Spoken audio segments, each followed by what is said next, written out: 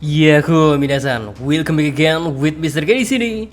Walau masih agak sedikit aneh ngeliat serial Hunter x Hunter bisa rilis setiap minggunya lagi. Soalnya dulu mungkin hampir gak ada satupun orang yang bisa tahu kapan serial kesayangan para fans bangkotan ini bisa segera kembali dari hiatusnya. Nah, karena udah kelamaan hiatus, terus chapter baru juga jadi ngelanjutin apa yang terjadi di arc perebutan takhta Kakin. Makanya Mr. K lihat banyak yang komen bingung dan udah lupa sama cerita di beberapa chapter sebelumnya. Apalagi yang dibaca ini Hunter x Hunter ya rek, hilang fokus dikit aja, tak jamin gak bakalan ngerti apa yang ada di isi cerita. Makanya di konten kali ini Mr. K bakalan nunjukin kurang lebih peta kekuatan beserta aliansi yang ada di arc terbarunya. Sekaligus siapa aja yang berpartisipasi dalam arc yang memperlihatkan perjalanan menuju Dark Continent ini. So without ngentenin long again, kita langsung aja ke kontennya G. Let's go!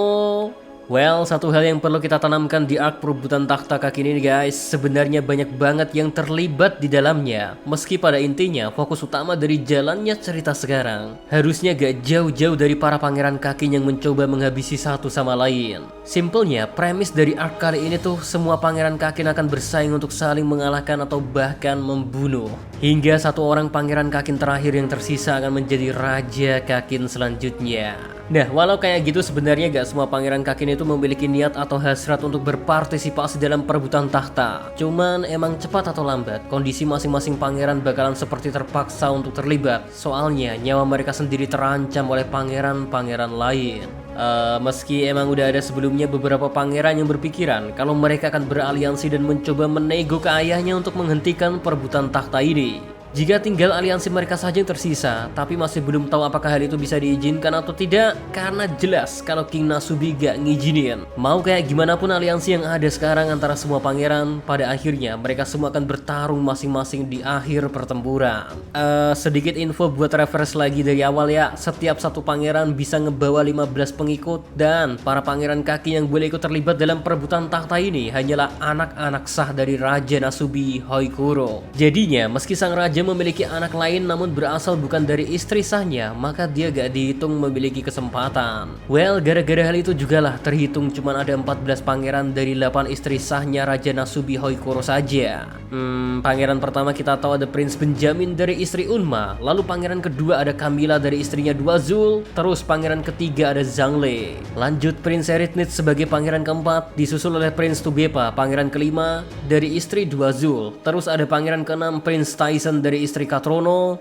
Next, pangeran ketujuh ada Prince Luzuris dari istrinya Duazul, sedangkan pangeran ke-8 Prince Saleh ibunya bernama Shinko. Terus di posisi ke-9 ada Prince Harkenbook dari istri Duazul. Lanjut pangeran ke-10 dan 11 adalah Prince Kacau dan Prince Fugetsu dari ibu yang sama bernama Seiko. Lalu Prince Momozi atau pangeran ke-12 sama Prince Marayam juga memiliki ibu yang sama bernama Sevanji. Terakhir ada Prince Webel dari istri Awito yang kita ketahui dilindungi oleh Kurapika. Nah, sampai sini kita fokus dulu ke para pangeran Kakin, di mana simpelnya ya, aliansi yang terjadi sebagian besar disebabkan karena memiliki ibu kandung yang sama. Ya, kayak misal Prince Kacau dengan Fugetsu atau Prince Momozi dengan Marayam. Keduanya sama-sama memiliki ibu kandung yang sama, sehingga secara gak langsung ya, aliansi udah tercipta terlebih dahulu. But lebih lanjutnya, kalau kita ingin lihat dari keinginan setiap pangeran untuk menjadi raja, sebenarnya fokusnya hanya harus ke pangeran pertama hingga kelima. Karena dari posisi pangeran ke-6 sampai ke-9 pernah dijelasin kalau mereka gak ada niatan untuk jadi raja guys. Sedangkan pangeran ke-10 sampai terakhir atau pangeran ke-14 mereka semua masih terlalu muda. Cuman tetap aja ya, di sini kalau kondisinya ada satu pangeran yang memiliki Nine Beast dengan kekuatan yang tipenya menyerang, maka dia akan dianggap berbahaya terlepas dari masih kecil atau enggak. Lanjut, kalau kita lihat dari karakteristik 4 pangeran pertama sebenarnya gak mungkin saling berkoalisi satu sama lain,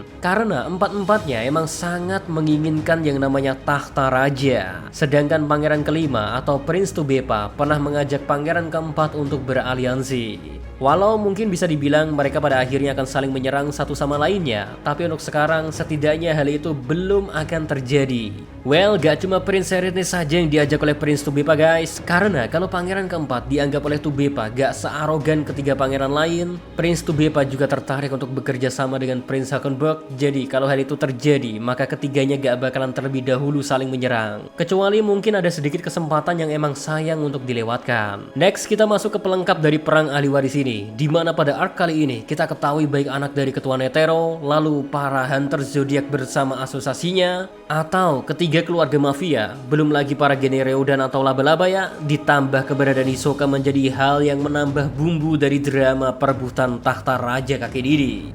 Sejauh ini harusnya baik hunter zodiak atau anak dari ketua Netero gak bakal bergerak dahulu, karena fokus dari mereka adalah sampai ke benua baru dengan selamat sambil menjaga semua yang ada di kapal berjalan dengan baik-baik aja. Makanya di beberapa chapter terakhir fokus kita malah ke tiga keluarga mafia, yaitu keluarga Hailey yang dipimpin oleh Morena Prudo yang terhubung dengan pangeran keempat Kakin, atau Prince Serednis yang bisa dianggap sebagai donator dari keluarga mafia ini. Lalu ada juga keluarga Siyu yang dipimpin oleh Onil Longbow, saudara tak sah Nasubo Huigoro, berhubungan sama pangeran Zhangle atau pangeran ketiga, dan underboss di keluarga Siyu ini adalah Hinrik. Terakhir keluarga mafia ketiga yaitu keluarga Char, pemimpin keluarganya adalah Broccoli, terhubung sama pangeran ketujuh Luzurus, dan underboss dari keluarga Char adalah Aokeni. Well, tujuan ketiga keluarga mafia Kakin itu ikut serta dalam pelayaran ini ya, yaitu untuk memutuskan wilayah dari benua baru nantinya. Ketiga keluarga mafia ini sebenarnya memiliki pembagian wilayah kekuasaan di kapal yang berbeda-beda dengan urutan simpelnya ya, Hailey family pada deck 3, Siyu family pada deck 4, dan Char family pada deck 5. Nah, yang menarik selain deck 5, semua orang yang pengen jalan di deck 1-4 ya harus punya izin atau tiket untuk berada di situ. Sehingga gak mudah untuk memasuki deck 4 ke atas, meski sebenarnya setiap pemimpin dari keluarga mafia diberikan satu kamar VIP. Well, soal urusan peperangan, sebenarnya mafia Kakin punya aturan bertarung sendiri, di mana izin antara kedua bos mafia dulu dan hasil dari rapatlah yang akan menentukan. Soalnya mereka para keluarga mafia mengedepankan keseimbangan, makanya kalau mereka ngizinin anak buahnya ngelakuin pembunuhan misalnya, maka pemimpin dari keluarga itu akan ngasih kompensasi ke bos keluarga lain sesuai dengan keseimbangannya, bisa nyawa lagi, atau uang, atau bahkan anggota tubuh. Nah, kalau si bos dari keluarga lain gak ngasih kompensasi apa-apa selama 1 kali 24 jam, maka bisa dikatakan itu adalah sebuah keinginan untuk berperang. Makanya di sini apa yang anak buah Morena lakukan dengan membunuh beberapa anggota dari keluarga Char dianggap sebagai pernyataan perang.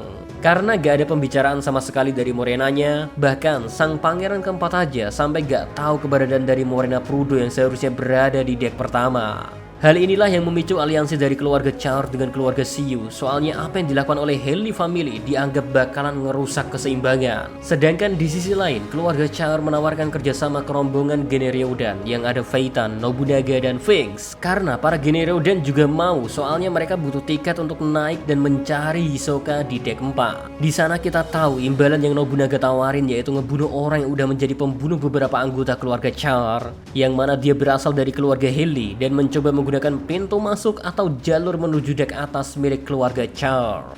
Momen inilah yang menyebabkan alasan kenapa Hinrik meminta Hisoka untuk pindah ke deck 1. Soalnya baik keluarga Siyu maupun Char gak mau dulu terlibat dalam peperangan antara Hisoka dengan Genereudan karena kondisinya Genereudan sedang bekerja sama dengan keluarga Char. Dan kalau mereka perang sama Hisoka, maka secara gak langsung Hisoka akan dianggap musuh. Padahal Hinrik sendiri kalau bisa gak mau bertarung melawan Hisoka ataupun Genereudan karena dia lebih memilih untuk menonton pertarungan tersebut aja. Terus jangan lupa juga ya, saat ini posisinya Illumi berada di atas kapal dan ikut bersama komplotan Genereudan karena dia disewa Hisoka untuk membunuh dirinya. Terakhir yang gak boleh kita lupa ya, keberadaan dari Kurapika juga bisa membuat semuanya tambah ramai karena Prince Serednis memegang sisa mata dari klannya Kurapika. Ditambah keberadaan dari para Genereudan guys, tentu semua hal ini akan membuat mata merah dari Kurapika gak lama lagi akan terpancing untuk digunakan. And last sampai chapter 394 update ya, pangeran udah tewas, ada Prince Saleh-Saleh berkat kekuatan bawahan pangeran pertama. Lalu ada Prince Kacho yang sempat mencoba kabur bersama Prince Fugetsu, dan Prince Momoze juga sempat menjadi korban karena dicekik hingga kehabisan nafas. So masih ramai dan terbuka lebar tentunya siapa pangeran terakhir yang akan mendapatkan tahta Raja Kakin guys. Bahkan kita sendiri belum tahu apa yang bakalan terjadi sesampainya mereka di sebuah benua baru bernama Dark Continent. So sekian dulu terkait review Hunter x Hunter-nya. See you again next time. Adios, stay safe everyone. Salam Animania.